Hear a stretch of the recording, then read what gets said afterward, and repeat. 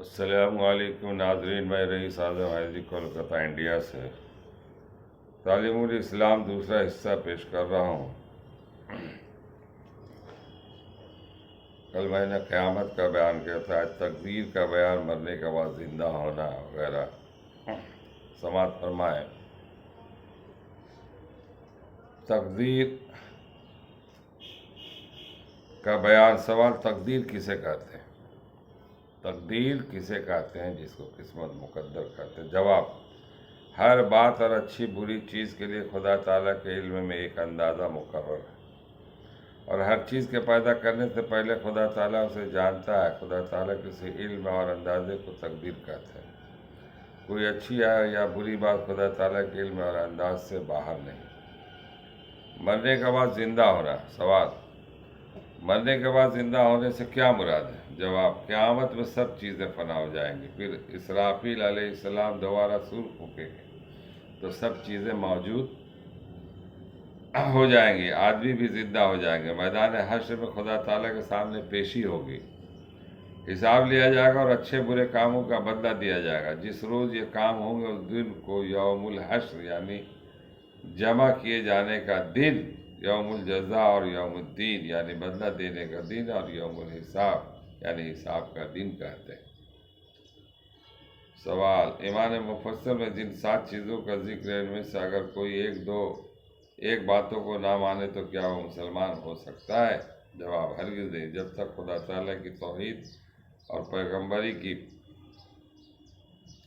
پیغمبروں کی پیغمبری اور خدا تعالیٰ کی کتابوں اور خدا تعالیٰ کے فرشتوں اور قیامت کے دن اور تقدیر اور مرنے کے بعد زندہ ہونے کو نہ مانے، ہرگز مسلمان نہیں ہو سکتا۔ سوال: حضرت پیغمبر صلی اللہ علیہ وسلم نے 5 چیزوں پر اسلام کی بنیاد بیان فرمائی، اور ان میں فرشتوں اور خدا تعالیٰ کی کتابوں اور قیامت اور تقدیر وغیرہ کا کوئی ذکر نہیں ہے۔ جواب: ان 5 چیزوں میں حضرت محمد صلی اللہ علیہ وسلم پر ایمان لانے کا ذکر ہے۔ جب کوئی شخص حضرت محمد صلی اللہ علیہ وسلم پر ایمان لے آیا تو اسے آپ کی بتائی ہوئی تمام باتیں ماننی ضروری ہوں گی، اور خدا تعالیٰ کی کتاب جو حضرت صلی اللہ علیہ وسلم لائے ہیں اس پر ایمان لانا بھی ضروری ہوگا۔ یہ سب باتیں جن کا ایمان مفصل میں ذکر ہے، خدا تعالیٰ کی کتاب قرآن مجید اور پیغمبر صلی اللہ علیہ وسلم کے بیان سے ثابت ہے۔ سوال: ان سب باتوں کا دل سے یقین اور زبان سے اقرار کرے لیکن نماز نہ پڑھے یا زکوٰۃ نہ دے یا روزہ نہ رکھے یا حج نہ کرے تو وہ مسلمان ہے یا نہیں؟ جواب: ہاں، مسلمان تو ہے لیکن سخت گنہگار اور خدا تعالیٰ کا نافرمان ہے۔ ایسے شخص کو فاسق کہتے ہیں۔ یہ لوگ اپنے گناہوں کی سزا پا کر آخر میں چھٹکارا پائیں گے۔ یہ معاملہ ہے۔ مرنے کے بعد ہمیں زندہ ہونا ہے اور اس بات پر یقین بھی کرنا ہے، اچھی بری تقدیروں کو بھی ماننا ہے۔ جو چیز بھی ہوتا ہے وہ اللہ کی جانب سے۔ لوگ کہتے ہیں میری قسمت میں یہی لکھا ہوا ہے، کیا کریں؟ نہیں بولنا چاہیے اس طرح سے۔ اللہ بہتر جانتا ہے آپ کی قسمت میں لکھا ہوا ہے تو کیوں ہے لکھا ہوا، اس کا تو اللہ۔ آج کل لوگ زیادہ تر بس یہی شکایت ہے، کیا کہیں، کھانے کے لیے نہیں ہے، پریشان ہیں، لڑکے لوگ کام نہیں کرتے ہیں، میرا شوہر صحیح نہیں ہے۔ ارے بھائی، سب کچھ ٹھیک ہے، اگر آپ کے پاس ہو نہیں تو یہ تو قسمت ہے، تقدیر ہے اپنا اپنا۔ کسی کو شوہر اچھا ملا خوب مال و دولت کے ساتھ، کسی کو غریب ملا مگر محنت مشقت کر کے آپ کو کھلا رہا ہے، کسی کا بچے کی آمدنی کم ہے، کسی کا بہت فراوانی ہے۔ سوال ہے کہ اس میں بھی مصلحت ہے نا۔ اگر آپ کی آمدنی کم ہے اور حلال روزی کھا رہے ہیں تو آپ کو وہاں میدان حشر میں حساب و کتاب نہیں ہے، چلے جائیے جنت میں۔ اور جن کے پاس مال و دولت ہے، خوب یہاں اطمینان اور سکون سے رہ رہے ہیں، خوب دولت کو فراوانی سے لوٹا رہے ہیں، تو ان کو بھی حساب دینا پڑے گا۔ اس وقت پھر بولے گا نہیں اللہ تعالیٰ، اور ہم غریب ہوتے اور پریشان ہوتے، اللہ آپ کو یاد کرتے رہتے۔ اس وقت پھر آپ کو، اس لیے کہ جس حالت میں جیسے بھی اللہ تعالیٰ رکھ رہا ہو، اس بات کو مان کے آپ اپنی زندگی گزاریں۔ اللہ تعالیٰ کا بندہ ہم سب ہیں، تو کہا جاتا ہے 70 ماؤں سے زیادہ بندوں سے پیار کرتے ہیں۔ تو پیار کرتے تھے، اس کے کیا معنی ہے کہ ان کے دولت دے دیا اور ہمیں دولت دے دی تو اس سے ہمیں نہیں؟ اس میں مصلحت ہے نا۔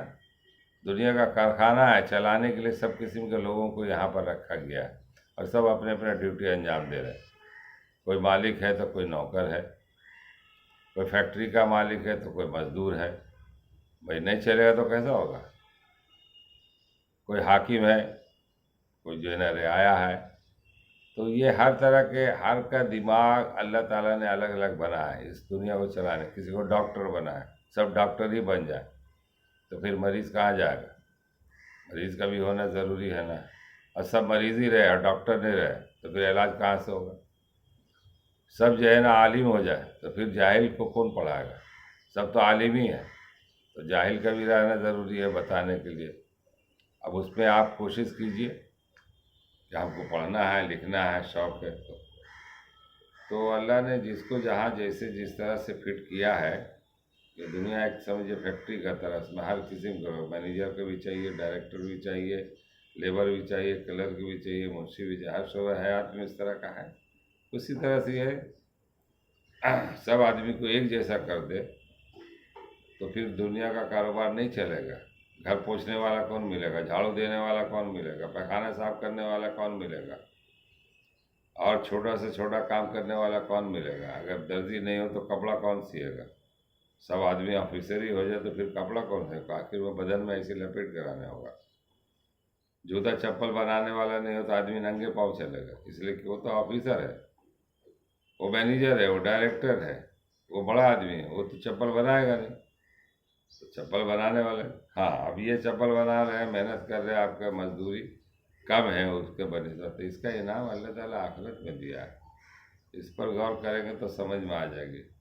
شرط یہ کہ حلال روزی کما کر کے آپ اپنی زندگی گزار لیں. بڑوں کے ساتھ بھی یہی معاملہ ہے. دولت کا مل جانا بڑی بات نہیں ہے. یہ دیکھیے کہ دولت کمائے کہاں سے. سب سے پہلے بات تو جو دولت ہے، جن لوگوں کے پاس، ان سے جا کے پوچھیے تو دولت کے پیچھے بہت راز ملے گا. 2 نمبری کام کر رہے ہیں، غلط سلط کر رہے ہیں، دغا بازی کر کے جو ہے نا نوٹ کما رہے ہیں، دولت کما رہے ہیں.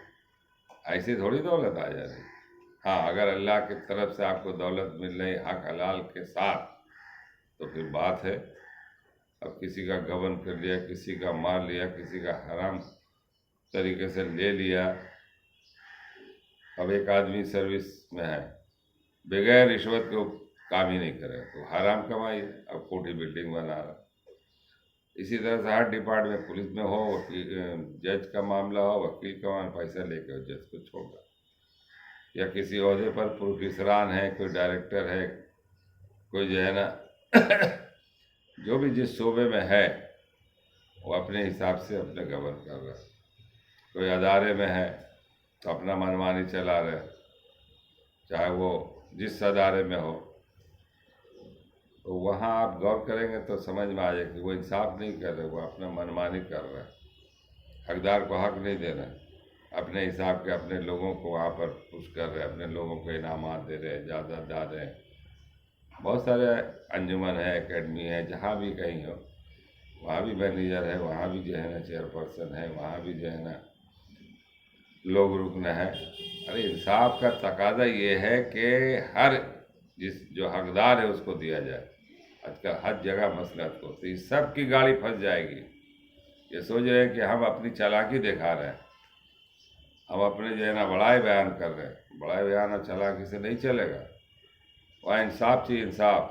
اس کا نمونہ اللہ کے رسول صلی اللہ علیہ وسلم نے دکھا دیا، ہر جگہ انصاف کیا. بیت المال جو تھا، وہاں بیت المال کا زمانہ تھا جس زمانے میں اللہ کے رسول صلی اللہ علیہ وسلم خلیفہ لوگ، تو بیت المال کا نظام نسق کے دیکھیے. آج حکومت کا معاملہ دیکھیے اور وہاں کا دیکھو، وہ بھی تو حکومت ہی تھی.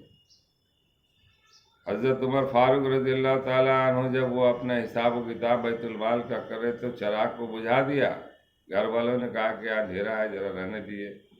بولے یہ بیت المال کے پیسے سے یہ تیل جل رہا تھا، چراغ جل رہا تھا، بیت المال کا حساب کتاب ہو گیا. چونکہ اب آپ کو روشنی کرنا ہے گھر میں تو آپ جلائیے. اتنی باریکی. اور یہاں تو پورا مال ہی حجم کر رہے ہیں، پورا کا پورا.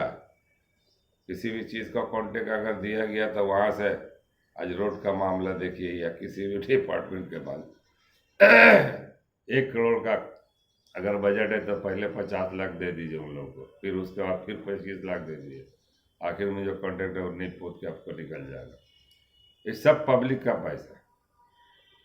رعایا کا پیسہ ہے اور رعایا کا کام ہے، یہ عوام کے لیے نہیں۔ وہاں جو بھیجا گیا ہے وہ نوکر ہے، نوکر۔ اور وہ سمجھتے ہیں ہم آقا بن گئے، ہم مالک بن بیٹھے۔ اور دیکھیے پوری دنیا کی حکومت کا حال دیکھیے، انا کا شکار ہے، انا کا شکار۔ غریبوں پر جو ہے نا ظلم کر رہے، غریب ملکوں کو بمباری کر رہے، مسمار کر رہے، تو یہ بچ تھوڑی جائیں گے۔ ارے 70-80 سال کی زندگی ہے، بڑے بڑے آئے اور چلے گئے، قارون نہیں رہا، سداد نہیں رہا، فرعون نہیں رہا، چنگیز ہلاکو نہیں رہا، اور ابھی کے موجودہ دور میں جو مغل بادشاہ کا زمانہ تھا یا اس سے پہلے رجاؤں کا زمانہ تھا، سب کی تاریخ بھری پڑی ہے، سب کہاں ہے؟ یہاں تو بہت شان سے رہے، اب اس کو حساب دینا، ابھی حساب دینا پڑ رہا ہوگا قبر کے اندر۔ اور کافروں کا تو معاملہ ہے کہ فی نار جہنم پڑا ہوا ہے، وہاں بھی کر رہا ہوگا۔ تو یہ ہے مصلحت، اس لیے جتنا جو چیز جس طرح سے مل رہا ہے، جو تقدیر میں لکھ دیا گیا اس پہ صبر کیجیے، تحمل کیجیے، انشاءاللہ اسی میں کامیابی ہے۔ اور اس سے زیادہ کچھ نہیں کرنے کا، بس محنت کرتے جائیے، دال روٹی کھا کر کے نکل جائے، یہی اصل ہے۔ السلام علیکم ورحمۃ اللہ وبرکاتہ۔